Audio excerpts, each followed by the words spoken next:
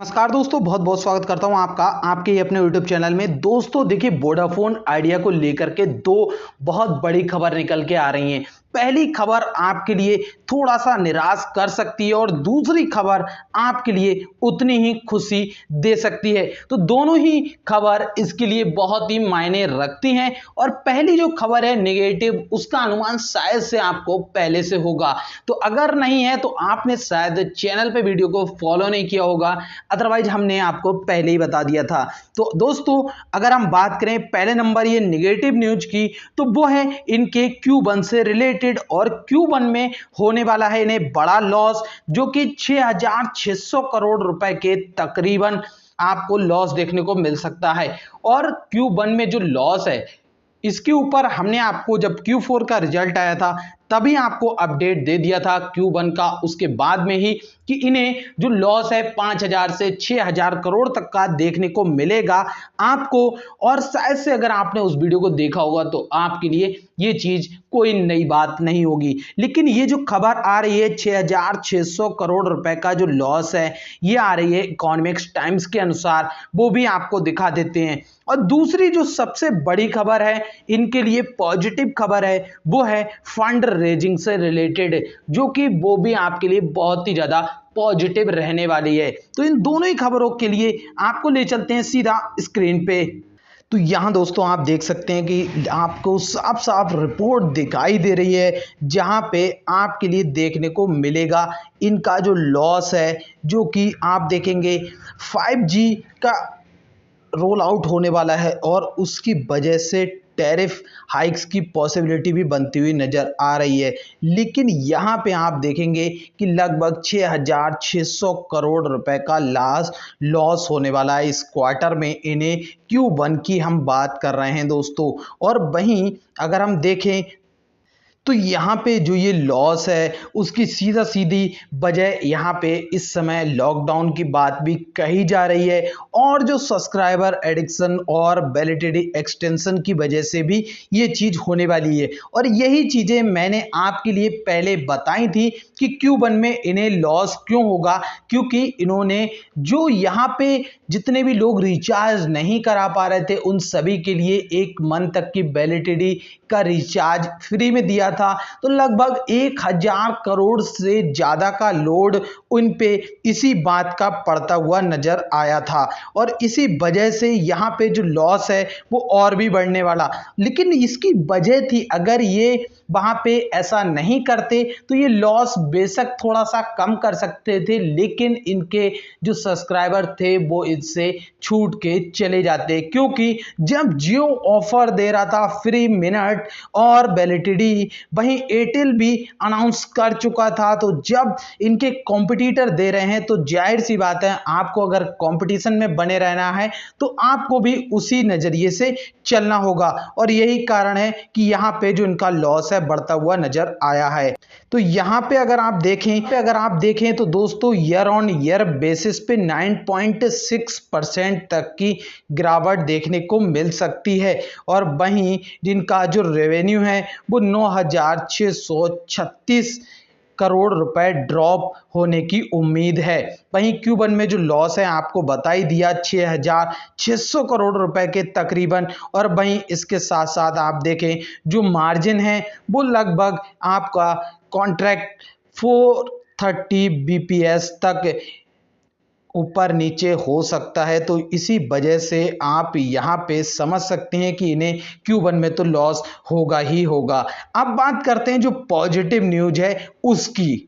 तो यहाँ पे दोस्तों आप देख सकते हैं जो कि वोडाफोन आइडिया के लिए सबसे पॉजिटिव न्यूज यही देखने को मिल रही है। यहाँ पे आप देखेंगे USPE group Apollo Global Management to secure up to $3 billion, मतलब ₹22,400 करोड़ रुपए की funding over the next 3 month through a mix of debt and equity to meet major upcoming payment.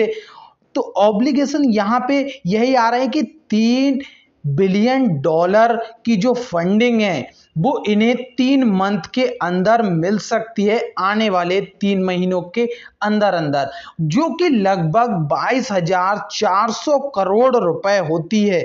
और ये चीजें आपके लिए मैंने पिछले तकरीबन 6 महीने पहले ये बात कही थी, 4 महीने पहले शायद, तब आपसे यही चीज बोली थी कि अगर इन्हें कम से कम 20,000 करोड़ रुपए का फंड मिलता है तो ये इनके लिए बहुत ही ज्यादा पॉजिटिव साइन होगा और वहां से कंपनी के अंदर एक नई जान पड़ जाएगी। अब अगर ये दोनों न्यूज साथ साथ आई हैं तो यहां पे जो इम्पैक्ट है शेयर प्राइस में वो इतना नहीं पड़ने वाला है, क्योंकि Q1 का लॉस तो एक्सपेक्टेड पहले से ही था। अगर जिन्हें नहीं था तो शायद वो कहीं ना कहीं चूक कर रहे थे, लेकिन जिन्हें पहले से एक्सपेक्ट था कि वहां पे लॉस होने वाला है तो उस बेसिस पे देखें तो ये जो 3 बिलियन डॉलर की फंडिंग की बात है ये बहुत ही ज्यादा बड़ी खबर है इस स्टॉक के लिए। और मेन रीजन इस समय यही है कि आपको फंड चाहिए ही चाहिए, आपका मतलब वोडाफोन आइडिया, इसके अलावा इनके पास अभी तो कोई और रास्ता देखने को नहीं मिल रहा है। तो यहां पे आप देख ही सकते हैं कि इसकी जो बात चल रही है और जल्द ही ये फैसला ले सकते हैं। वहीं आप देखेंगे कि BI is keep to secure its funding entirely through Apollo Global this time, said one of the executive privy to the talks. तो ये बहुत ही जल्दी और तेजी से बातचीत कर रहे हैं, बहुत सी इन्वेस्टर से बात चल रही है। अब देखते हैं पैसा सबसे पहले कहां से आता है और कितना आता है। इंपॉर्टेंट ये है कि पैसा आता कितना है, मेन बात यहीं पर डिपेंड करती है कि कम से कम इतनी फंडिंग तो मिलनी चाहिए कंपनी को, जहां से जो कंपनी है वो थोड़ा सा अपने पैरों पे खड़ी हो पाए, संभल पाए, क्योंकि अभी जो पैर हैं तो कुर्सी के चारों पैर टूट चुके हैं, बस कब कुर्सी गिरे ये पता नहीं है, लेकिन उनको संभालने के लिए कम से कम अभी 2 से 3 पैर को तो सपोर्ट चाहिए ही चाहिए, उसके बाद ही कुछ उम्मीद की जा सकती है। तो यहां पे दोस्तों आप क्या कर सकते हैं, ये फैसला तो वैसे आपको खुद ही लेना चाहिए, बट दोस्तों आपको स्टॉक को सिर्फ वो होल्ड करना चाहिए जब तक ये सारी चीजें क्लियर नहीं हो जाती। ना तो आप गिरावट से डरिए, ना ही तेजी से के इतना खुश होके बैठिए। बाकी फैसला आपके अपने हाथों में है कि आपको क्या करना चाहिए। क्योंकि अगर हम बात करें तो Q1 में जो लॉस है उसकी वजह से देखें तो स्टॉक में गिरावट हो सकती है, लेकिन वो चीज़ पहले से पता थी, तो इसलिए जो फंड रेजिंग की न्यूज़ है एक पॉजिटिव साइन देती हुई नज़र आ रही है, जिस बेसिस पे आपके लिए यहाँ से स्टॉक में और तेज़ी बन सकती है। जैसे ये न्यूज़ ऑफिशियली अनाउंस होती है स्टॉक में बड़ी तेज़ी देखने को मिल जाएगी। लेकिन दोस्तों इसका मतलब ये बिल्कुल भी नहीं है कि आप इसमें इतनी बड़ी रकम लगा के बैठे जो कि आपको परेशानी दे। तो दोस्तों बस आप इसे होल्ड करके रखिए कुछ टाइम के लिए, अगर आपने इतना ही पैसा लगाया है जो आप आसानी से होल्ड कर सकते हैं। बाकी दोस्तों अगर आपको वीडियो पसंद आई है तो लाइक बटन दबाइएगा, चैनल को सब्सक्राइब करना नहीं भूलिएगा दोस्तों।